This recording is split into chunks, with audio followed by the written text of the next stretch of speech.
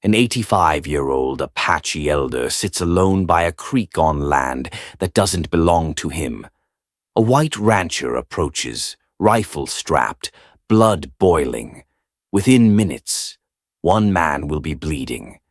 And within the hour, the most feared Apache war party in the territory will be riding straight toward them. What started as a simple trespassing dispute is about to ignite a chain of events neither man could have predicted, where old grudges collide with fragile honor, and one decision will decide if blood is spilled or peace is born. Stay with me, because this story will change how you see enemies, land, and the power of a single act of kindness. Garrett McKinley spotted the old man from nearly 100 yards away, sitting motionless on a rock by the creek that cut through his property like a vein through bone. The stranger's silver hair shimmered in the late morning sun, catching light like threads of glass. He looked frail, nearly spectral, his posture straight but still, like he belonged more to memory than to flesh. His weathered hands rested gently on a walking stick carved from pale wood. Behind him, twisted cottonwoods leaned toward the water, their limbs creaking faintly in the dry summer wind.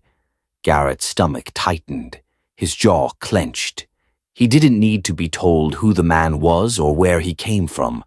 The braids, the stillness, the quiet dignity, it was clear. Apache, on his land, sitting like he had every right in the world. Garrett spurred his horse forward, tension rising with each hoofbeat. This was his ranch, his land, bought with sweat and debt and 16-hour days, built from nothing. And now some ghost of a warrior thought he could squat by the creek like time hadn't moved on. The closer he rode, the angrier he became. The old man hadn't even looked up, just sat there like he owned the water, like generations of McKinleys hadn't fought tooth and nail to claim it. Garrett dismounted 20 feet away. His boots struck the ground with force meant to be heard. Finally, the old man raised his eyes. They were dark, impossibly deep, like time lived behind them. But Garrett saw only challenge, only defiance. "You're trespassing, old man," Garrett said, voice sharp as the midday sun. "This is private property." The Apache didn't flinch. His expression didn't change. He simply turned his gaze back toward the creek and nodded at the flowing water. "Water calls to all living things," he said quietly, his English deliberate but careful. "I meant no harm." "I don't care what you meant," Garrett snapped, his voice now laced with heat. "You don't just wander onto a man's land because you're thirsty. There's a town 5 miles east, with a well." Silence stretched between them like a drawn wire. Garrett's mind flashed with childhood warnings, stories of raids, of bloodshed, of cattle vanishing in the night. He didn't trust any of them, old or not. They were trouble, always had been. The old man, still seated, made no move to leave. "I will walk," he finally said, slowly, painfully. He pushed himself up with the stick, his legs shook, his body trembled. For a moment, Garrett thought he might fall. He didn't know why, but he watched with clenched fists, conflicted. Every instinct, everything his father had drilled into him told him to stay hard, to be firm, to protect what was his. But something else stirred, something his mother had once tried to teach him, kindness. And it was that sliver of hesitation, just a moment, just a flicker that would change everything. Garrett stood silently, arms crossed, watching the old man struggle to walk. Joseph Redhawk, though Garrett didn't yet know his name, took only a few trembling steps before his walking stick caught on a tree root hidden beneath the dry grass. In an instant, the elder stumbled forward, his body pitching helplessly toward the hard earth. His cry of pain cut through the silence like a gunshot. The impact was brutal. His shoulder hit first, then his ribs, then his forehead cracked against a stone by the water's edge. Garrett flinched despite himself. A thin line of blood began to trickle down the man's weathered face. He didn't move. For a horrifying moment, Garrett thought the old man might be dead. His chest barely rose. His eyes were closed. There was no sound but the lazy trickle of the creek and the wind rustling cottonwood leaves. Garrett's breath caught. His mind whirled not with sympathy, but with cold calculation. A dead Apache on his land that could bring more trouble than a whole herd of rustlers. Questions he couldn't answer, accusations he couldn't defend against. His name smeared, his ranch ruined. The worst part, if the man had family, they'd come. They always did. "Hey," Garrett called, voice rough, uncertain. "You alive?" The old man's eyes fluttered, then slowly opened. He winced, trying to move, but clutched his ribs and let out a ragged breath. Still alive, but barely. Garrett took a step forward, then another, against every bone-deep instinct that told him to stay away, to let the old man deal with his own mess. He knelt beside him. "Can you sit up?" he asked. The Apache tried. Pain contorted his face. His breath came shallow and quick. "Ribs," he whispered. "Something broken." Garrett cursed under his breath. This was the kind of mess that didn't wash off. If anyone saw him with an injured Apache on his land, it'd be hard to explain anything. But if he didn't help, and the man died, he glanced around. Empty horizon, no riders, no one to witness, no one to defend him later. "I didn't push you," Garrett muttered, more to himself than the man. "You fell on your own."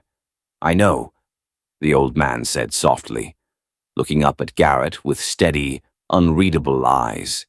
"Help me, Shade." Garrett hesitated, just for a second. Then he sighed and slipped his arm under the elder's, carefully lifting most of the man's weight. He was lighter than Garrett expected, bones and sinew wrapped in decades of endurance. They shuffled slowly toward the nearest cottonwood. Garrett lowered him onto a bed of fallen leaves. "Water," the old man rasped. Garrett handed him his canteen. The Apache drank slowly, like each swallow had meaning. Garrett noticed the beadwork on his vest, the braids in his gray hair, adorned with tiny silver bands. This wasn't some vagrant. This was someone. "What's your name?" Garrett asked before he realized the words had left his mouth. "Joseph Redhawk," the old man replied. "And you," he added after a pause. "Garrett McKinley," he said. "This is my land." Joseph nodded, his gaze drifting to the flowing creek. "Good land, good water. My grandfather hunted here long ago." The words struck Garrett like a punch to the chest. This wasn't random trespassing. This was memory. This was return. Something older than deeds and barbed wire. Before Garrett could respond, Joseph spoke again, his voice low, but edged with something that froze Garrett's blood. "My son will wonder where I am," he said. "He worries when I wander too far." "Your son," Garrett's voice dropped to a whisper. "Thomas Redhawk," Joseph said. The name hit Garrett like a thunderclap. Thomas Redhawk. Everyone in the territory knew the name. The Apache leader who walked the line between peace and war with razor-edge precision. The man who had negotiated treaties, returned stolen cattle, protected both his people and settlers with equal ferocity. And Garrett was now sitting beside his injured father. Garrett's mouth had gone dry. His mind scrambled, racing through every story he'd ever heard about Thomas Redhawk, the peace treaties he brokered, the bandits he tracked. The way he commanded warriors who would ride through fire if he asked it. Now, that same man was about to come looking for his father. And Garrett would be the one found beside him. "When the sun begins to set," Joseph said softly, "and I have not returned, he will gather our young men. He will ride." Garrett backed away instinctively. "Thomas Redhawk is your son," he whispered, almost to himself. Joseph didn't answer. He didn't need to. Garrett could already see the riders in his mind, dark silhouettes cresting the ridge, weapons slung across their backs, faces hard with suspicion and history. It wouldn't matter that Garrett hadn't pushed him. The only thing they'd see was an injured elder on white man's land. "I need to get you back," Garrett said, urgency spiking. "You have to leave now before anyone sees." Joseph tried to stand. His legs buckled. He collapsed again, gasping in pain. Sweat rolled down his temple despite the cool shade. His skin had gone pale, waxy. "Cannot ride," he croaked. "Ribs, maybe lung." Panic clawed at Garrett's chest. If he couldn't move the old man and couldn't send him away, then what he was trapped. That's when it came. A sound so faint at first he thought it might be wind, but then it grew. A steady, rhythmic pounding, hoofbeats, distant, but closing fast. Garrett's breath caught. He grabbed his rifle where it leaned against his saddle and checked the chamber. 6 bullets. That was it. Not enough for what was coming. The pounding grew louder, the kind of thunder only horses in formation could make. Garrett could feel the rhythm in his spine now, could hear the discipline in it. This wasn't some aimless search party. It was a war party, moving with purpose. He looked down at Joseph, still slumped beneath the tree. Barely conscious, his thin frame looked more like a bundle of rags than a threat. But his presence carried weight, the kind that armies ride to avenge. "They come," Joseph said quietly, his voice barely above a breath. Garrett turned toward the ridge. Dust clouds rose like ghosts against the afternoon sky. The sun lit the horizon behind them, turning the riders into black shadows.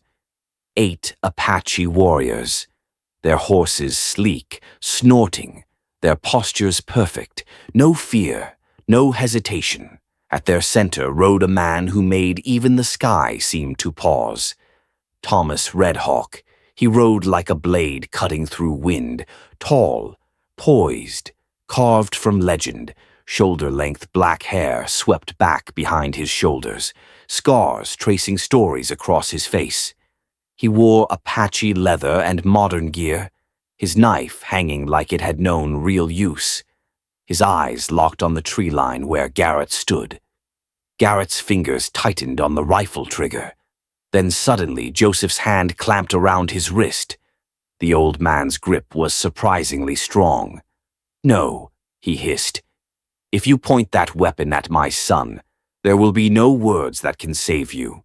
The hoofbeats slowed. The warriors approached the creek, their mounts snorting and pawing the earth. Thomas dismounted without a word, every movement deliberate, every gesture calculated. His eyes swept across the scene once. They landed on Joseph. And something inside Garrett broke because what he saw in Thomas's face wasn't rage. It was something worse. It was controlled fury, the kind that doesn't explode, the kind that waits. Thomas Redhawk moved like a storm contained inside a man. Silent, precise, lethal. He approached the cottonwood where Joseph lay and knelt beside his father with reverence and urgency. The 2 men spoke in Apache brief, clipped phrases. Garrett didn't understand a word, but he could feel the gravity in their exchange. Thomas's voice was controlled steel. Joseph's was the rasp of pain dulled by endurance. Then Thomas turned. His eyes locked onto Garrett. You are on your land, he said, not as a question, but as a declaration. Garrett swallowed hard. Yes, sir. Thomas's gaze didn't flinch. And my father was trespassing. Again, not a question. Just fact. Garrett nodded, unsure where any of this was leading. Tell me what happened, Thomas said. So Garrett did. He recounted it all, the sighting by the creek, the confrontation, the fall, the blood. His voice shook in places. He didn't dress anything up, didn't try to cast himself as a hero. There was no point. Thomas listened, unmoving, his face unreadable. His warriors behind him stood like statues, their eyes fixed on Garrett's every breath.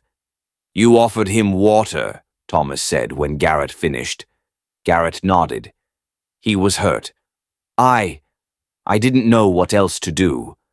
But first, Thomas said, voice low, you told him to leave. The words were simple. The meaning behind them was not. Garrett flushed. He was trespassing. I had a right. You had a right. Thomas interrupted, stepping closer. Just as I have rights. The air thickened. Garrett's knuckles whitened on the rifle he hadn't raised. His heart pounded in his ears. The message was clear. This could end peacefully. Or not. Joseph coughed from beneath the tree, a shallow sound. Thomas turned immediately, kneeling again, checking his father's breathing. The old man looked worse, paler, more hollow. Something had shifted. Thomas looked up at Garrett. My father cannot be moved safely, he said. He needs rest, shade, pain medicine. Garrett felt the world tilt. Thomas stood, taller than Garrett remembered, every inch of him solid resolve. He will remain here until he heals. Garrett stepped back instinctively. For how long? Thomas's answer came like winter wind, as long as it takes. Garrett's stomach turned. This was exactly the nightmare. A wounded Apache elder on his property. Neighbors would talk. Authorities might investigate. His reputation would bleed out faster than Joseph Redhawk if things went sideways. Now wait just a minute. Thomas's eyes silenced him. My father is injured on your land, he said. Apache law and white man's law agree. You are responsible, Garrett snapped. I didn't hurt him. Yes, Thomas said, nodding once. And yet, here we are. The logic was maddening, but somehow unshakable. Thomas wasn't asking, he was stating. Garrett tried again. I've got a ranch to run, cattle to tend. You will have help, Thomas said. It landed like a slap. Garrett blinked. Help. 2 of my warriors will remain, Thomas said. They will care for my father and assist with your cattle. He said cattle the way a war chief might say ants, not insulting. Just beneath notice. Garrett stared at the men behind him. He tried to imagine explaining this to the neighbors, to the feed store, to the town gossip mill. They'll think, Thomas said firmly, that you are honoring a debt, which you are. Joseph's voice rose weakly again. Another sentence in Apache. Thomas paused, then translated. My father reminds me that you brought him water when you could have left him to die. He studied Garrett. He believes there is honor in you. Despite your fear, I'm not afraid. Garrett lied. Thomas's smile was sharp as a blade. Yes, he said. You are. He stepped back toward his father. And that is wise. Joseph's condition was deteriorating. His breaths were shallow now, his skin drawn and waxy, and each movement made him wince as if knives lived beneath his ribs. Garrett could see it. This wasn't a matter of rest and water anymore. Something inside him was broken, possibly fatally. Garrett stood there, heart pounding, wrestling with what he knew had to happen. Thomas saw it too, his face darkening with concern. He knelt beside his father, touched his shoulder gently, and leaned close to hear what Joseph was whispering. The elder's lips barely moved, but whatever he said made Thomas's jaw tighten. When Thomas rose again, his tone had shifted. The iron was still there, but now it was laced with urgency. "My father fears internal bleeding," he said. "He needs white man's medicine, or he may not survive the night." Garrett stiffened. "The nearest doctor's in town. 15 miles, he said slowly. "But he won't come out here. Not for an Apache." Thomas's eyes locked onto his. "Then you will have to convince him." The silence that followed was thick with dread. Garrett could see the logic, could feel the trap closing. If he did nothing, and Joseph died on his land, Thomas Redhawk would not let it go. "What if he refuses?" Garrett asked. "Then we will handle that," Thomas said. "But first, you will try. Take Swift Arrow with you." He gestured to one of the younger warriors, mid-20s, sharp eyes, war paint still clinging to his cheekbones. The young man stepped forward, calm, quiet, already anticipating what was to come. Garrett blinked. "You want me to ride into town with him if the doctor lies to you?" Thomas replied. "Swift Arrow will know." Garrett hesitated, glancing at Joseph, whose chest now rattled faintly with each breath. There was no time to argue, no time for pride, just a dying man and a son watching the hourglass run dry. Garrett turned and mounted his horse.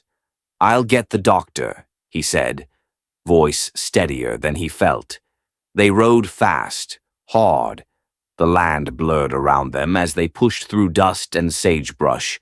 Swift Arrow bareback on his horse, riding like part of the animal itself. Garrett had ridden this trail dozens of times, but never like this, not with a warrior beside him, and not with a man's life hanging in the balance. The sun sank low on the horizon, casting golden fire over the hills. When the town appeared, it looked different, smaller, meaner somehow.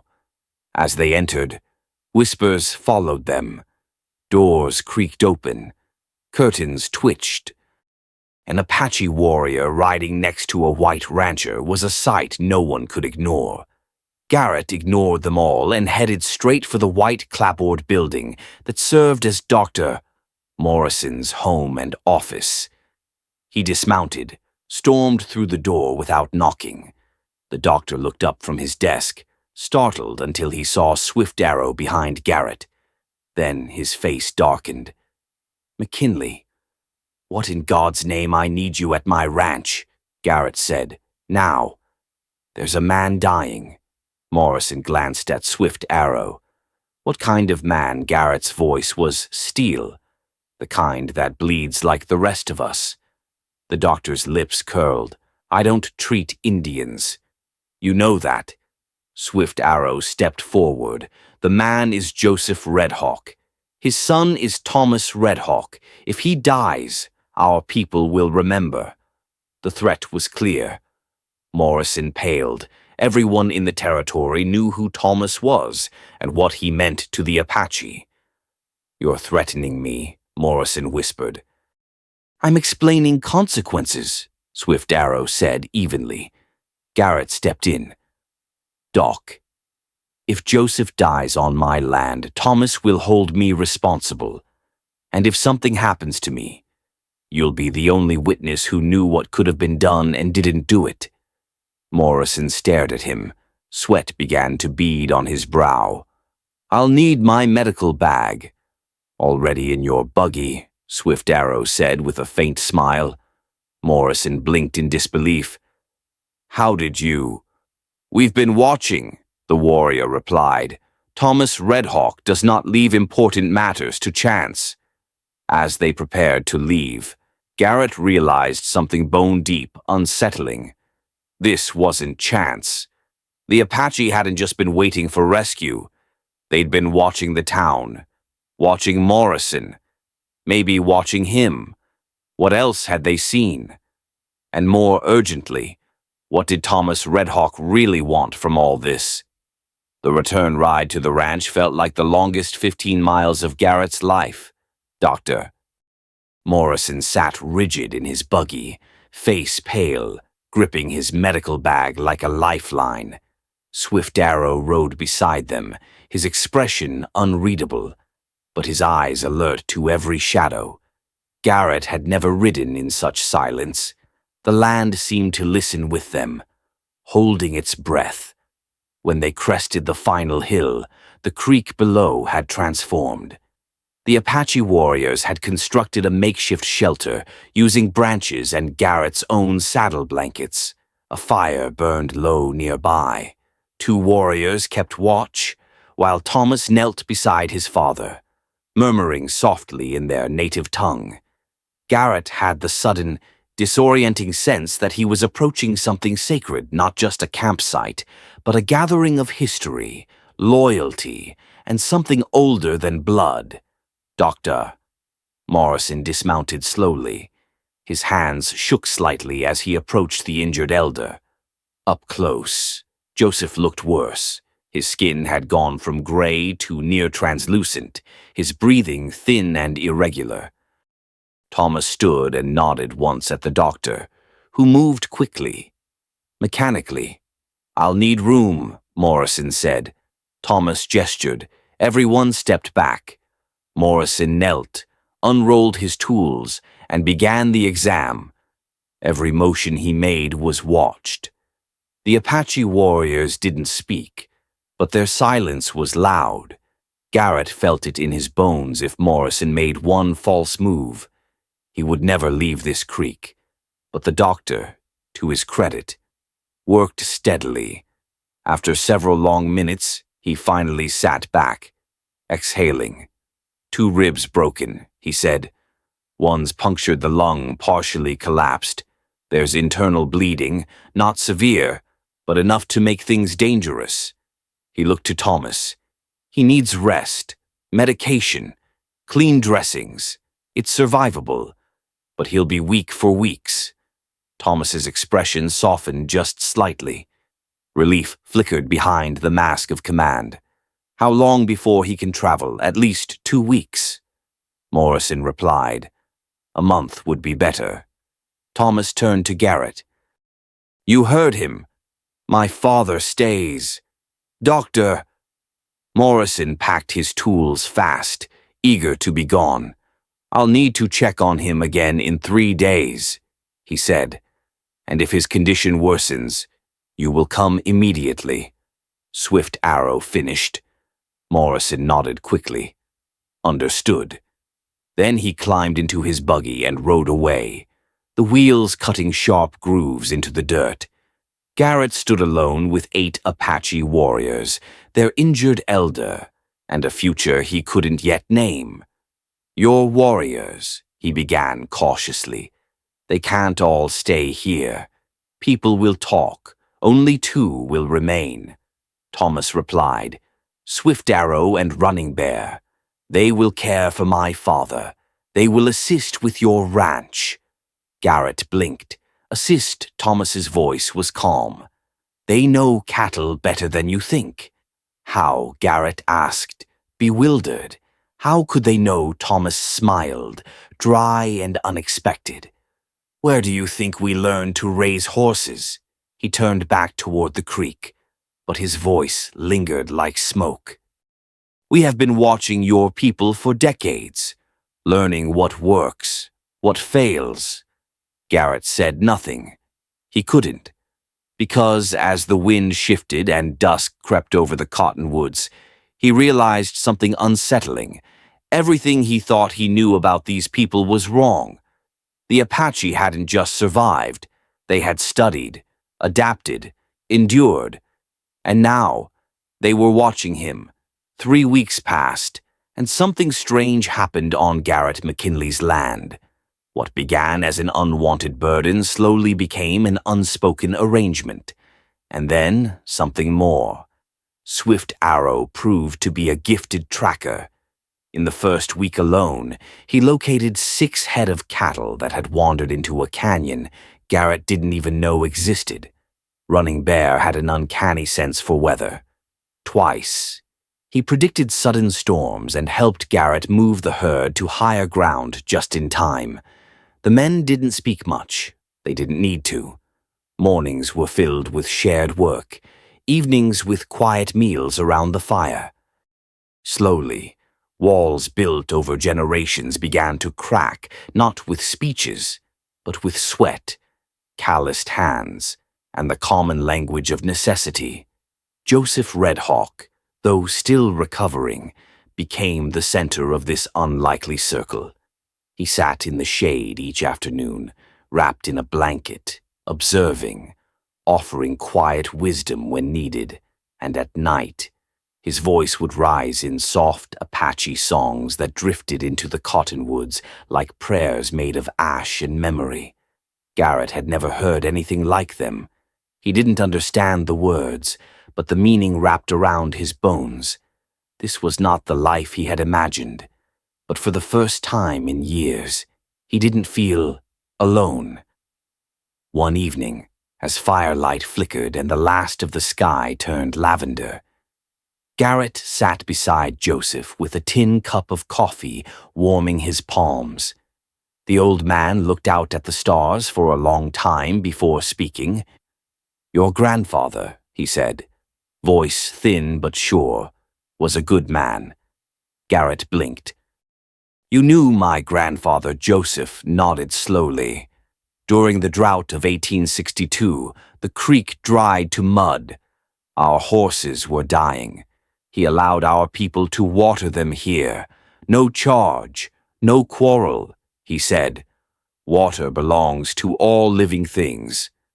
The words struck Garrett like a hammer to the chest.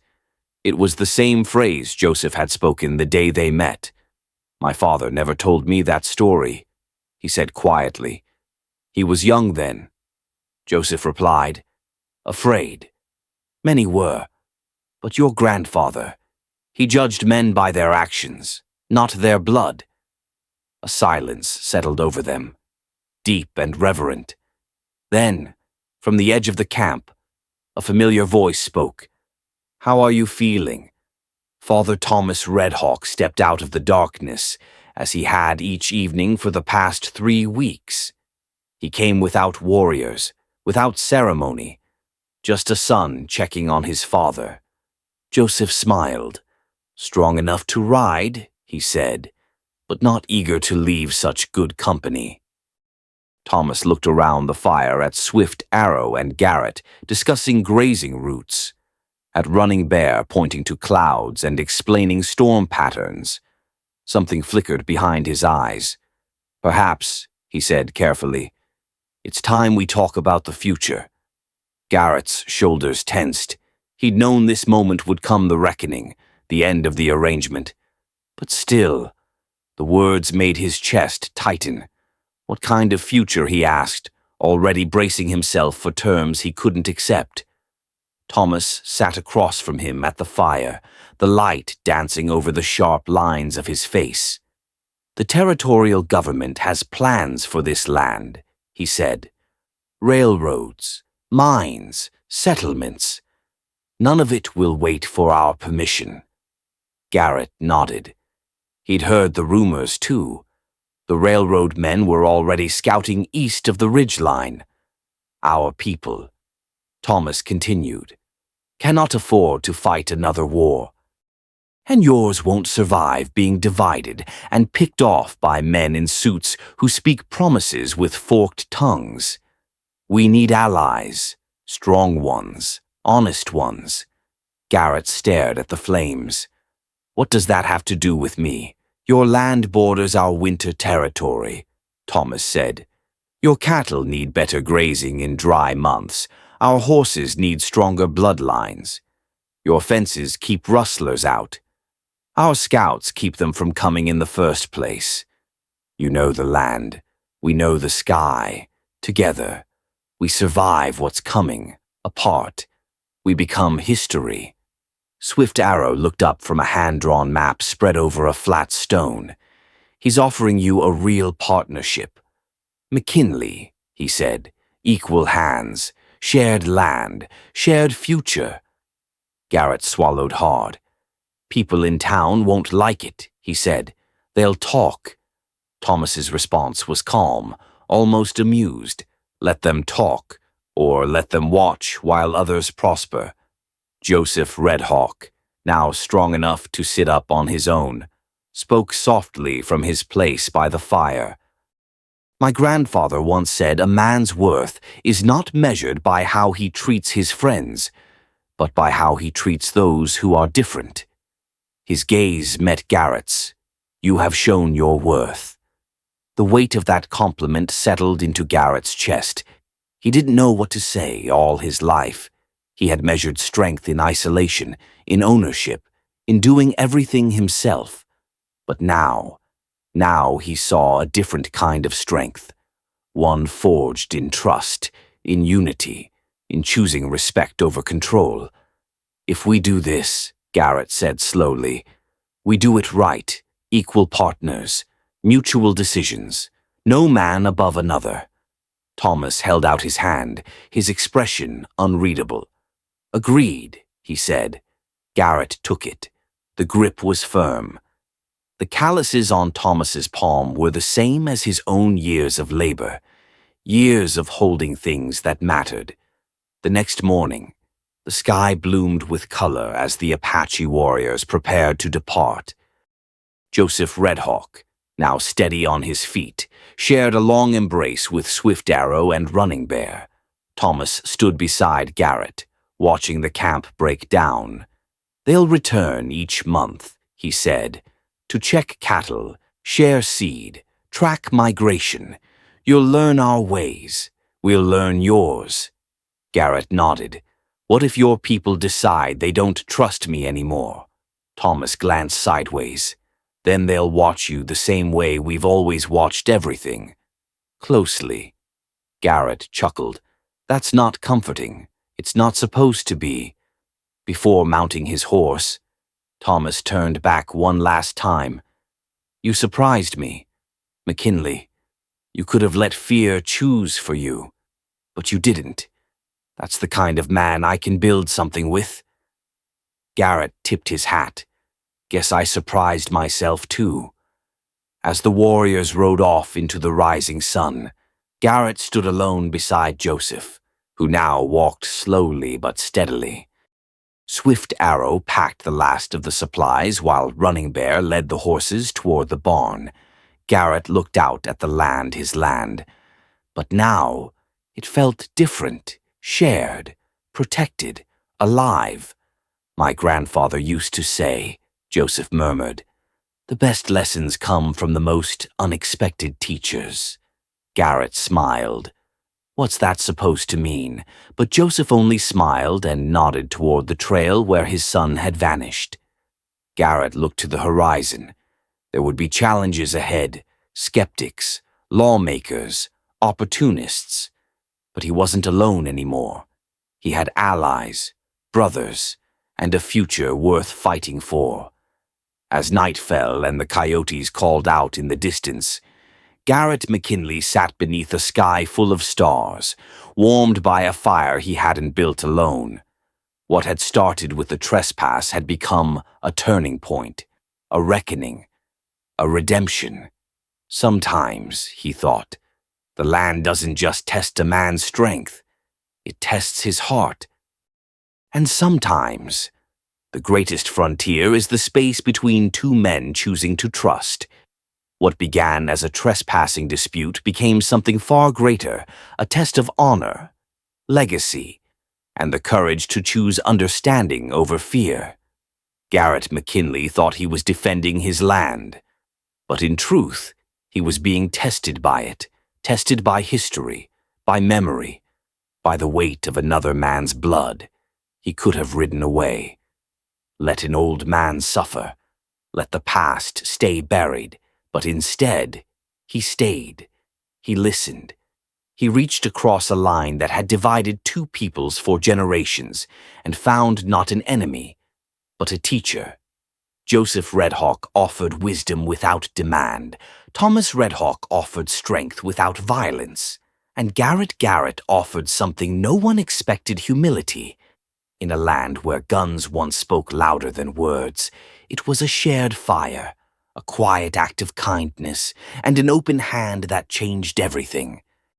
So I ask you now, what would you have done? Would you have chosen pride or peace? Would you have risked your safety for a man you didn't understand? Tell me in the comments. Because stories like this aren't just about cowboys and Apaches. They're about us, about the future we choose, one decision at a time. If this story moved you, subscribe now and share it with someone who needs to be reminded that redemption is always possible. And when you're ready, click the video on screen to discover a story even more powerful than this one. One where a young outlaw saves the daughter of the sheriff he once betrayed, and finds a second chance in the most unlikely place,